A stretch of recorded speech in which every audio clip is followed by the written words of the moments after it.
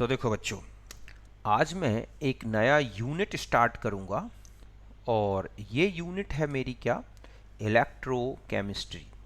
Okay. तो इस unit में जो टॉपिक्स हम डिस्कस करेंगे, तो ये टॉपिक्स होंगे, पहला तो होगा इलेक्ट्रिकल कंडक्टेंस। ओके। फिर इसके बाद आएगा इलेक्ट्रोलिसिस। फिर इसके बाद है electrochemical cell means galvanic cells. फिर कॉमर्शियल सेल्स। और इसके बाद लास्ट टॉपिक होगा कोरोजन। ओके। तो फिर स्टार्ट करते हैं और सबसे पहले हम यहाँ जो टॉपिक डिस्कस करेंगे और ये है इलेक्ट्रिकल कंडक्टर्स। समझ गए बच्चों? जो हमारा टॉपिक है ये है इलेक्ट्रिकल कंडक्टर्स। तो देखो बच्चों, electrical conductors means substances which allow electric current to flow through them are called electrical conductors. समझ गए बच्चों कि ऐसे सब्सटेंसेस जो अपने आप से इलेक्ट्रिक करंट को फ्लो होने देते हैं वही कहलाते हैं इलेक्ट्रिकल कंडक्टर्स। ओके। और ऐसे substances while those which do not permit the flow of electric current are called insulators। और ऐसे सब्सटेंसेस जो अपने आप से इलेक्ट्रिक करंट को फ्लो नहीं होने देते तो उनको हम क्या बोलते हैं बच्चों, इलेक्ट्रिकल इंसुलेटर्स। जैसे मेटल्स, ग्रेफाइट है, फ्यूज्ड सॉल्ट्स हैं, ठीक है, या एक्वस सॉल्यूशंस हैं सॉल्ट के, ये सब इलेक्ट्रिकल कंडक्टर्स होते हैं। जबकि आप देखते हैं रबर है, वुड है, ग्लास है ना, ये ऐसे सब्सटेंसेस हैं जिनमें किसी भी कंडीशन में इलेक्ट्रिकल करंट पास नहीं होता, ये इलेक्ट्रिकल इंसुलेटर्स होते हैं। तो यहां तक बात क्लियर हुई? Okay.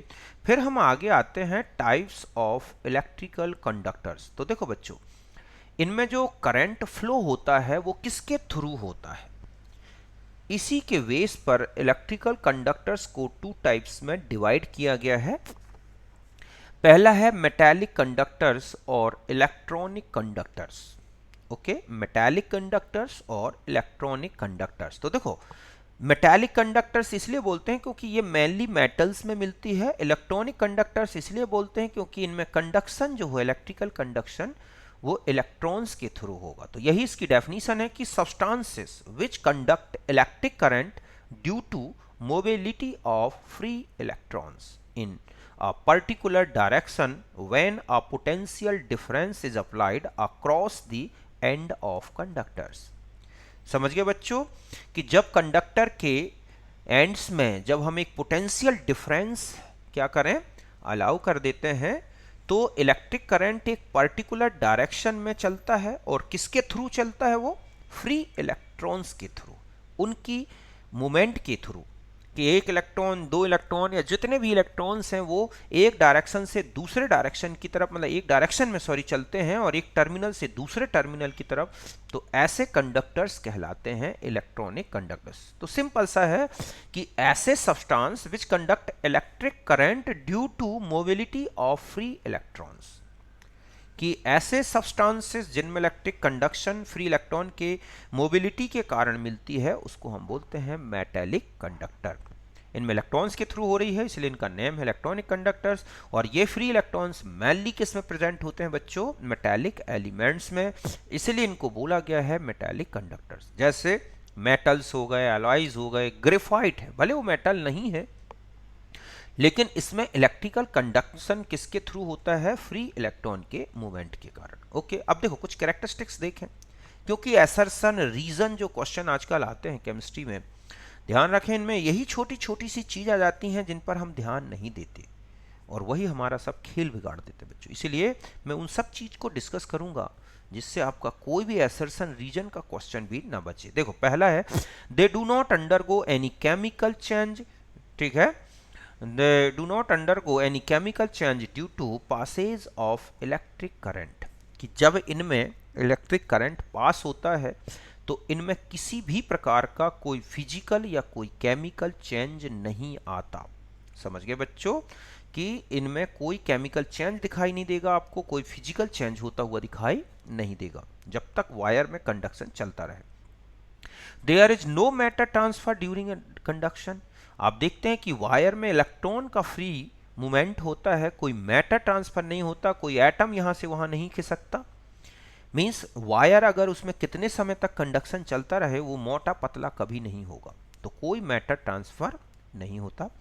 Conduction of metal decreases with the rise in temperature because kernels start vibrating at high temperature and collide with free electrons, thereby increasing resistance। बात समझ रहे बच्चों कि जब हम किसी भी मेटालिक कंडक्टर को हीटेड कर दें तो आप देखोगे उसका रेजिस्टेंस बढ़ने लगेगा, मींस उसमें कंडक्शन कम होने लगेगा। रीजन क्या है कि जैसे ही आप उसे हीटेड करोगे ना, तो जो मेटल कैटाइंस हैं मींस कर्नेल्स हैं, उनमें वाइब्रेशन स्टार्ट हो जाता है, हिलने डुलने लगते हैं, और वो जो फ्री इलेक्ट्रॉन्स दौड़ रहे हैं उनसे कोलाइड करते हैं, और ऐसे में उन इलेक्ट्रॉन्स को चलने में दिक्कत होती है, फ्री मूवमेंट में होने में, और एक प्रकार का रेजिस्टेंस इंक्रीज हो जाता है कंडक्टर में, और इस तरह से जो है कंडक्टेंस कम हो जाती है। ओके, फिर आता है obey the Ohm's law but not obey the Faraday law. तो देखो इसमें कोई इलेक्ट्रोलिसिस नहीं होती, इसलिए फैराडे लॉ तो लगेगा नहीं।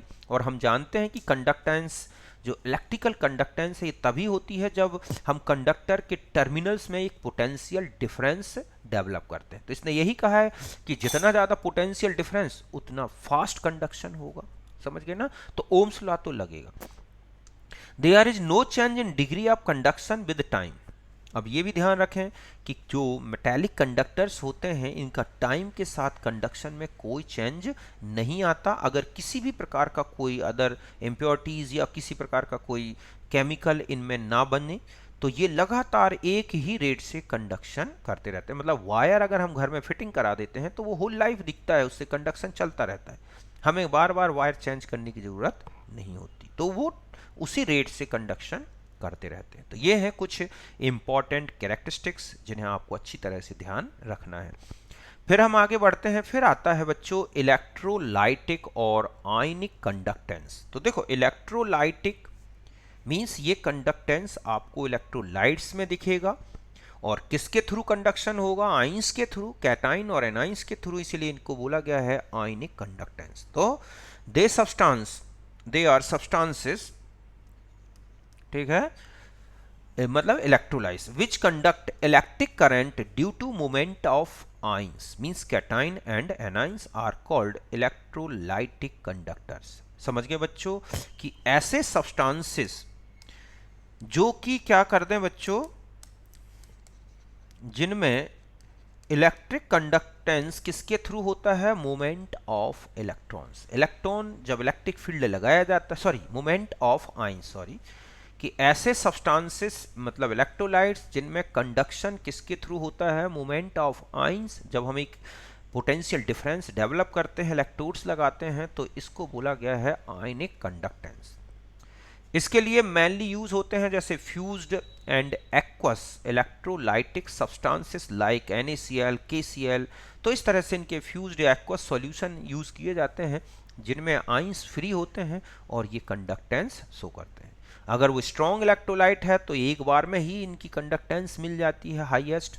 जब वीक इलेक्ट्रोलाइट लिए जाते हैं तो कंडक्टेंस टाइम के साथ बढ़ती है, क्योंकि उनका आयोनाइजेशन बढ़ता है। मींस अगर हम उन्हें डाइल्यूट करते रहें तो वो कंडक्टेंस वो बढ़ती रहेगी। ओके, फिर आता है बच्चों इसके कैरेक्टरिस्टिक्स। तो देखो पहला है कि they undergo chemical decomposition due to electrolytic reduction of cation and oxidation of anions. तो आप एक फ्यूज्ड या एक्वस सॉल्यूशन रखेंगे, इलेक्ट्रोड लगा के पोटेंशियल डिफरेंस लगा देंगे, तो जो इलेक्ट्रोलाइट है उसके जो आइंस हैं वो क्या होने लगेंगे बच्चों? इलेक्ट्रोड्स पर या तो रिड्यूस होंगे, कैथोड पे जाके जो है कैटाइंस रिड्यूस होते हैं, एनोड में जाके एनाइंस ऑक्सीडाइज्ड हो जाते हैं। इस तरह से केमिकल चेंज आएगा। Their conductivity increases with rise in temperature because a higher movability of ions at higher temperature। कि जैसे जैसे हम टेम्परेचर राइज करेंगे आप देखोगे ये कंडक्टेंस बढ़ेगी, जबकि आपने मेटालिक कंडक्टेंस में देखा था वो डिक्रीज हो रही थी। रीजन क्या है? टेम्परेचर बढ़ाने से आइंस मोबिलिटी जो है वो बढ़ जाती है, वो दौड़ते हैं तेजी से, उनकी वेलोसिटी बढ़ जाती है। ओके, ठीक इसी तरह से मैटर ट्रांसफर टेक्स प्लेस। आप देखते हैं कि जब इलेक्ट्रोलिसिस होगी, इलेक्ट्रोलाइटिक कंडक्शन होगा, तो कैटाइंस और एनाइंस यहाँ वहाँ दौड़ते हैं, इसलिए इसमें मैटर ट्रांसफर होता हुआ दिखेगा। Conductance decreases with time of conduction, कि जो कंडक्टेंस है, जितना ज़्यादा देर तक कंडक्शन चलता रहेगा वो धीरे धीरे डिक्रीज होगा बच्चों। कारण क्या है? क्योंकि आयंस डिकम्पोज्ड होते जाएंगे और जा जा के रिड्यूस और वो वहाँ पर लिबरेट होते जाएंगे इलेक्ट्रोड्स पर, जिसके कारण आयंस की कॉन्सेंट्रेशन सॉल्यूशन में कम होने लगेगी और ऐसे में कंडक्टेंस घटती है। Ohm's law and Faraday law, ये जो है ऑलवेज, ठीक है, ओम्स लॉ और फैराडे लॉ, इसमें दोनों लॉ लगते हैं। क्यों? क्योंकि इसमें इलेक्ट्रोलिसिस भी चलती है, तो फैराडे लॉ तो लगेगा ही। ओम्स लॉ इसीलिए लगता है क्योंकि आयंस अपोजिट इलेक्ट्रोड्स की तरफ दौड़ लगाते हैं। तो ये है हमारा किसके बारे में? इलेक्ट्रोलाइटिक और आयनिक कंडक्टेंस। तो यहां तक आप अच्छी तरह से समझ गए होंगे। अब हम आ जाते हैं नेक्स्ट टॉपिक में, और अब है कंडक्टेंस, जिसका सिंबल है G। यहां पर जो कंडक्टेंस की बात कर रहे हैं हम, ये इलेक्ट्रिकल कंडक्टेंस की बात है बच्चों।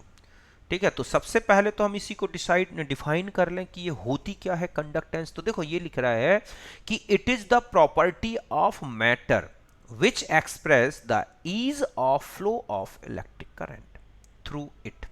मतलब किसी भी मैटर की एक ऐसी प्रॉपर्टी जो कि उससे इलेक्ट्रिक करंट को इजी फ्लो होने देता है, वही उसका क्या कहलाता है बच्चों? कंडक्टेंस।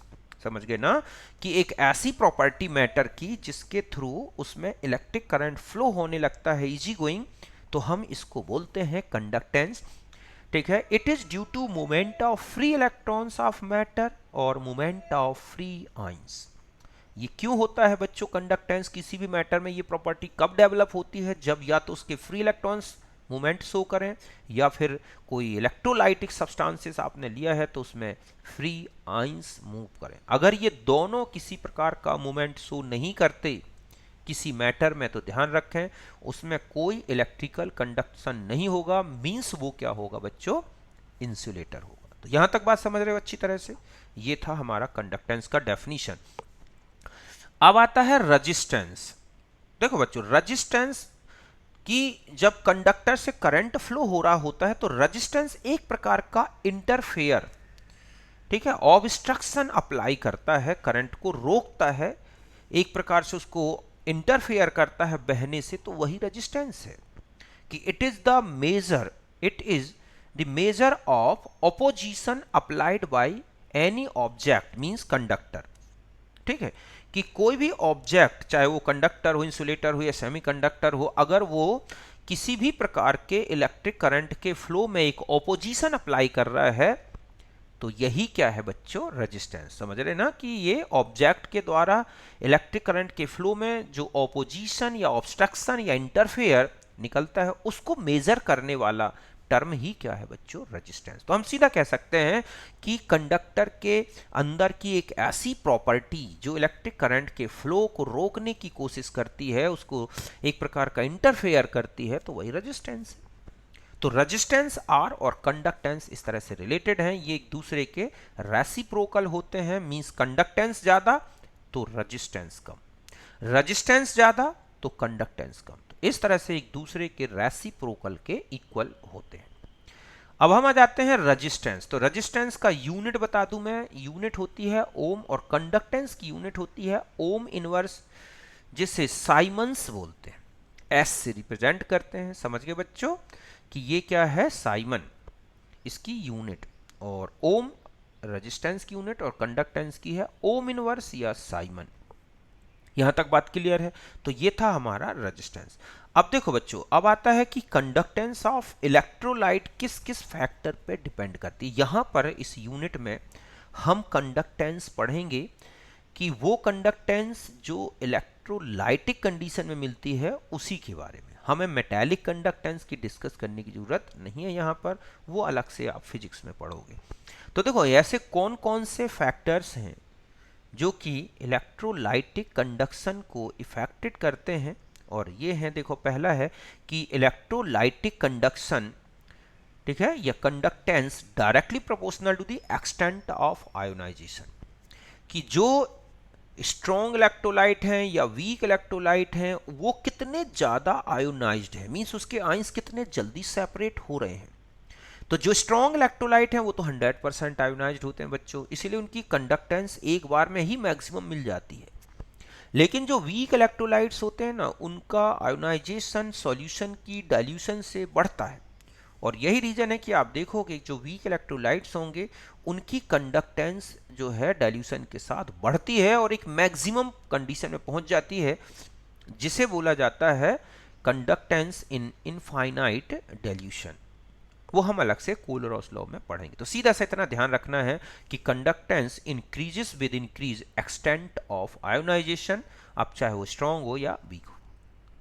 दूसरा है कंडक्टेंस डायरेक्टली प्रोपोर्शनल या inversely proportional to the solvation of ions. तो ध्यान रखें कि जब हम फ्यूज्ड की जगह अगर एक्वस सॉल्यूशन लेते हैं तो जो आयंस होते हैं, चाहे वो कैटाइंस हो या एनाइंस, वो चारों तरफ से वाटर मॉलिक्यूल से सराउंडेड हो जाते हैं, और जब ये आयंस अपोजिट इलेक्ट्रोड की तरफ माइग्रेट होते हैं बच्चों, तो उनके साथ वाटर मॉलिक्यूल भी दौड़ लगाते हैं। तो एक ही सॉल्यूशन में एक दो अपोजिट स्ट्रीम्स बन जाती हैं वाटर की, तो यही कंडक्शन को कम करती हैं, मींस उनका फ्रिक्शन रेजिस्टेंस लाता है। तो अगर सॉल्वेशन ज़्यादा है आयंस का, तो ऐसे में उनकी स्पीड कम रहेगी बच्चों, और उनकी कंडक्टेंस भी क्या हो जाएगी, कम। आपने देखा होगा कि एक्वस मीडियम में अगर हम आयन की कंडक्टेंस देखते हैं, तो जैसे लिथियम एक्वस, तो इससे ज़्यादा हम देखेंगे Na प्लस एक्वस, तो इससे ज़्यादा होगी K प्लस एक्वस, और आगे बढ़ें तो क्योंकि छोटा आयन ज़्यादा क्या होता है बच्चों, हाइड्रेटेड होगा, तो हाइड्रेशन के कारण इसमें ज़्यादा वाटर मॉलिक्यूल जुड़े होंगे छोटे आयंस के साथ, ऐसे में उसको दौड़ने में ज़्यादा दिक्कत आती है, और ऐसे में उसकी स्पीड कम होगी, और जितना बड़ा आयन होगा उतना कम हाइड्रेटेड होगा, और वो उतनी आसानी से दौड़ लगा सकता है। जबकि फ्यूज्ड स्टेट में तो ये एक्वस कंडीशन में, समझ गए ना, कि अगर आप एक्वट कंडीशन में पूछता है कि कंडक्टेंस का ऑर्डर क्या है, तो ये ध्यान रखना। और फ्यूज्ड में देखें तो इसका उल्टा होगा, क्योंकि कोई आयन इस तरह से हाइड्रेटेड नहीं होगा तो आयन छोटा जल्दी दौड़ेगा। तो फ्यूज्ड कंडीशन में अगर आपसे इनकी कंडक्टेंस का ऑर्डर पूछें तो जस्ट इसका उल्टा होता है। मीन्स हम ये कह सकते हैं कि Li प्लस, ठीक है, Na प्लस और K प्लस, तो ये कब होंगे, जब बच्चों आपको कहा गया है फ्यूज्ड स्टेट में कंडक्शन। एक्वस में पूछ ले तो ये ध्यान रखना है कि एक्वस में आयन का सॉल्वेशन होने से कंडक्टेंस कम हो जाती है। तीसरा है टेम्परेचर। तो देखो बच्चों, अभी मैंने आपको इसके डिफरेंस में बता रहा था या कैरेक्टरिस्टिक्स में बता रहा था कि जब हम टेम्परेचर बढ़ाते हैं तो आयन मोबिलिटी जो है, या आयन की जो मोबिलिटी है वो बढ़ जाती है, वेलोसिटी बढ़ जाती है, और ऐसे में आयन ज़्यादा तेजी से दौड़ेंगे और कंडक्शन ज़्यादा होगा। तो टेम्परेचर कंडक्शन को बढ़ाता है। पोलैरिटी ऑफ सॉल्वेंट, जितने ज़्यादा पोलर सॉल्वेंट होंगे इलेक्ट्रोलाइट, उतनी आसानी से क्या होंगे, उसमें आयोनाइज्ड होंगे, और उतना ही ज़्यादा कंडक्शन मिलेगा। मतलब डाइलेक्ट्रिक कांस्टेंट भी अच्छा हो तो आयंस के अट्रैक्शन कम हो जाएंगे और आयन ज़्यादा दौड़ लगाते हैं। लेकिन अगर हम विस्कोसिटी, कंसंट्रेशन ऑफ इलेक्ट्रोलाइट्स की बात करें तो ये कंडक्शन को डिक्रीज करते हैं बच्चों। अगर विस्कोसिटी ज़्यादा है तो आयन ज़्यादा दौड़ नहीं लगा पाएगा मीडियम का, ठीक है। कंसंट्रेशन ज़्यादा इलेक्ट्रोलाइट की कर दोगे तो आयंस की भीड़ ज़्यादा हो जाएगी, ऐसे में आयन जल्दी दौड़ नहीं पाएंगे और कंडक्टेंस कम हो जाती है। तो ये कुछ ऐसे फैक्टर्स हैं जिन पर इलेक्ट्रोलाइटिक कंडक्शन डिपेंड करता है। तो यहाँ तक बात अच्छी तरह से समझ गए आप कि वाटर सबसे अच्छा एक पोलर सॉल्वेंट माना जाता है और इसमें जल्दी कंडक्शन होता है। रीजन ये है कि इसका हाई डाइलेक्ट्रिक कांस्टेंट है, पोलैरिटी ज़्यादा है, ये आयंस को जल्दी ब्रेक कर देता है और उनके बीच में अट्रैक्शन को जल्दी कम करता है। तो ये सब रीजन है कि एक्वस मीडियम में इलेक्ट्रिकल कंडक्टेंस सभी मीडियम्स के रिस्पेक्ट में ज़्यादा मिलती है। ओके, यहाँ तक बात हो गई। अब हम आ जाते हैं, नेक्स्ट है हमारे पास स्पेसिफिक रजिस्टेंस। इसी को हम बोलते हैं रजिस्टिविटी, रो, RHO।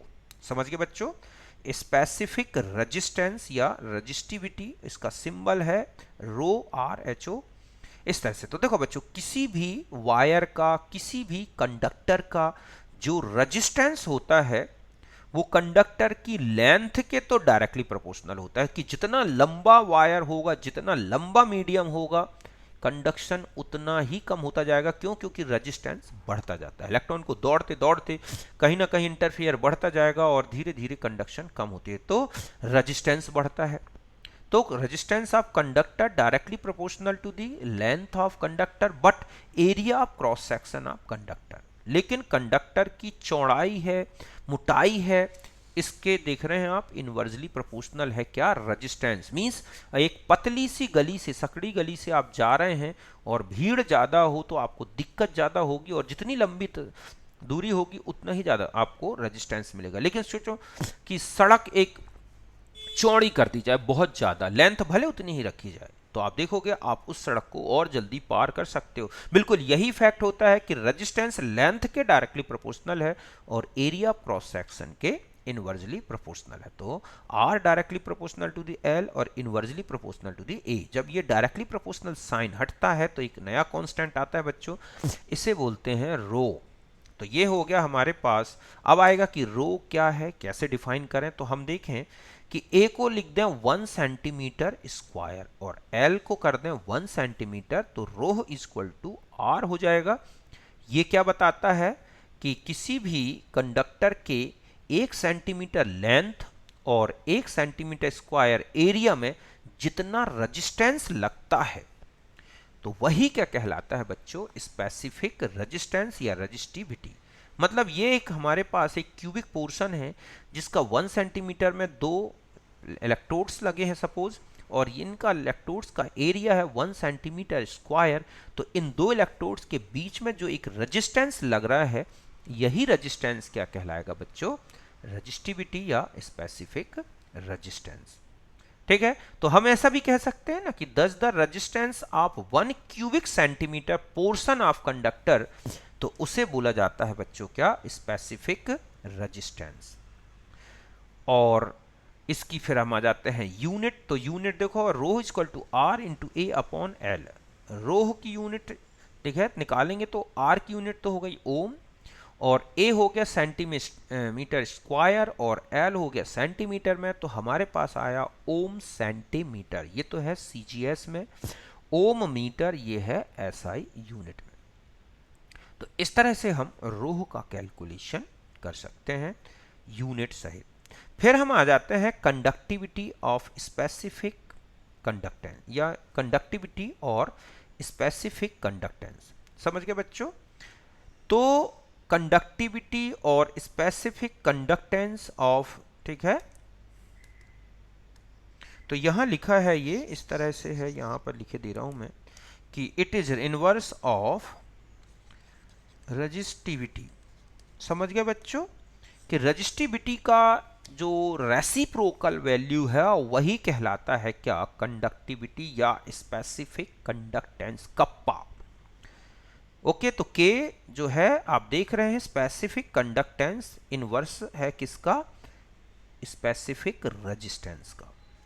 तो इस तरह से K equal to 1 upon R into L upon A, जहां 1 अपॉन आर एक कंडक्टेंस हो गई, ऑब्जर्व कंडक्टेंस, और एल अपॉन ए कहलाता है बच्चों क्या, सेल कांस्टेंट। अभी मैं इसको अलग से डिफाइन करूंगा। तो इस तरह से स्पेसिफिक कंडक्टेंस, ठीक है, 1 upon R into L upon A, इससे निकाल सकते हैं। एक क्वेश्चन अभी देखो आप आया था कि अगर हमारे पास स्पेसिफिक कंडक्टेंस है 0.210 ओम इनवर्स सेंटीमीटर इनवर्स, ठीक है, और सेल का रेजिस्टेंस भी दे दिया इन्होंने, कितना दे दिया देखो, ठीक है, 60 ओम था, तो पूछा गया था कि इसका सेल कांस्टेंट क्या होगा।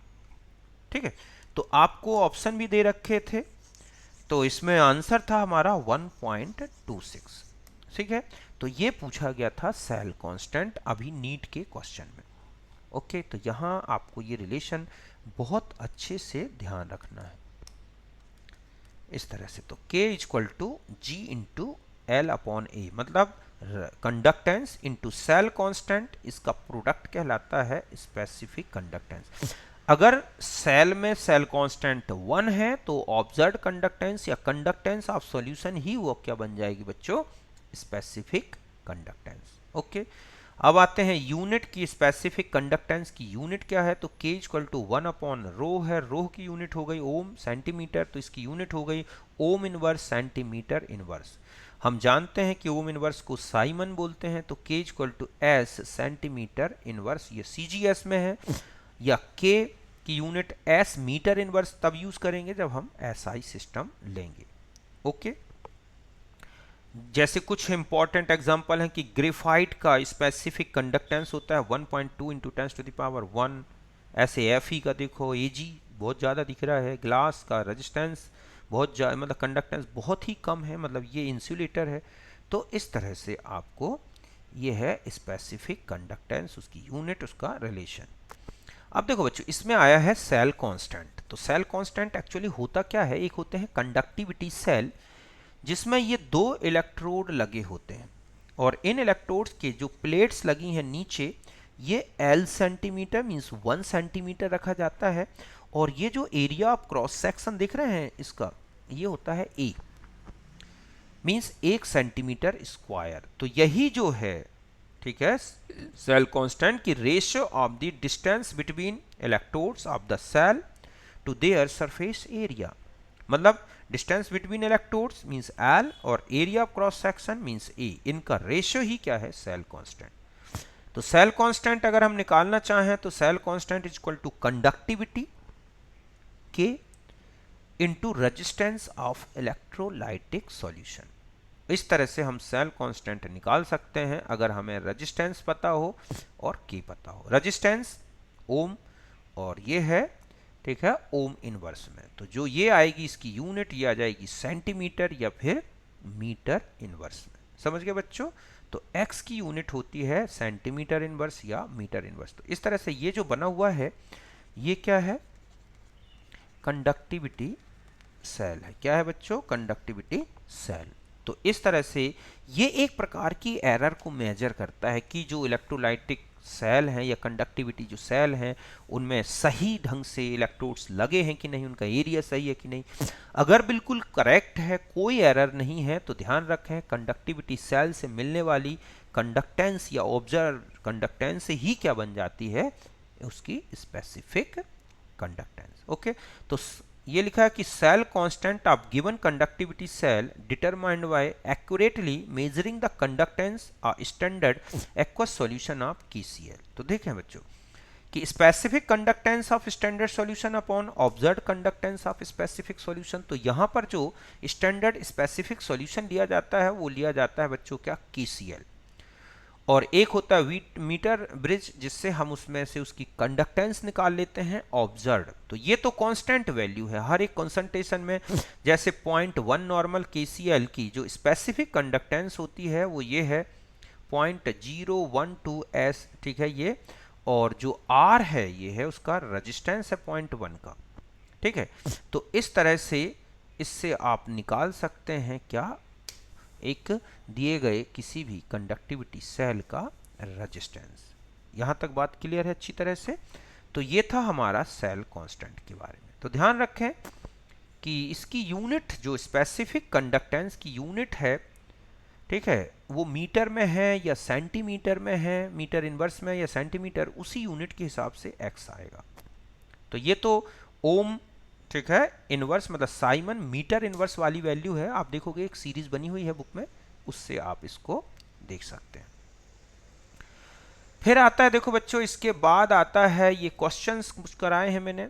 जैसे ये लिखा है कंडक्टिविटी सेल जिसकी डिस्टेंस ऑफ 2 इलेक्ट्रोड है 0.8 सेंटीमीटर और एरिया ऑफ क्रॉस सेक्शन है 1.2 सेंटीमीटर। तो पूछा गया x क्या होगा। तो बस हमें L दे रखा है क्वेश्चन में, A दे रखा है, निकाल दिया आपने सेंटीमीटर इनवर्स में क्योंकि दोनों यूनिट सेंटीमीटर में।